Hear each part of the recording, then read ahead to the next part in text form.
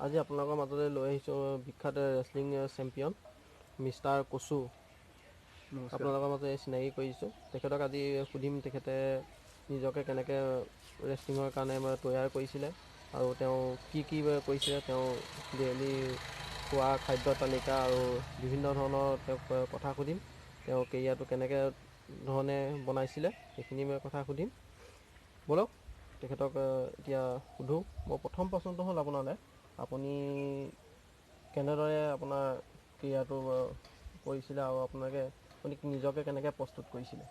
মই প্ৰথমতে 4:30মান বজাত উঠি হয় 5-6 কিলোমিটাৰ দৌৰোঁ। হয় দৌৰি আহি লগে লগে গৰুমুত খাই দিওঁ 2-3 গিলাচ। গৰুমুত খাইছিলে ন?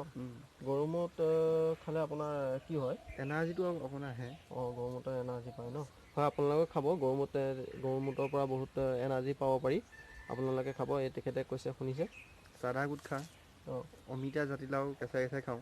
অঁ হয় আৰু ডিমৰ বগা বাকলিটো খাওঁ।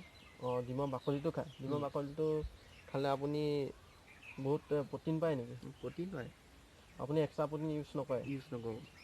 অঁ, ডিমৰ বাকলি খায়। তাৰপিছত চোৱাত মিক্সিত পিচি জুচটো খাওঁ। চোৱাত জুচ খায়? হয়, আপোনালোকে খাব। শুনিছে, চোৱাত জুচ খাইছে তেখেতে। সেইকাৰণে ইমান বিশাল স্বাস্থ্য তেওঁ প্ৰস্তুত কৰিব পাৰিলে। আৰু আপুনি কি কি কৰিছিলে? মই এনেই ঘৰতে এটা জিম বনাইছিলোঁ। অঁ জিমলৈ যোৱা নাই তাৰমানে ঘৰতে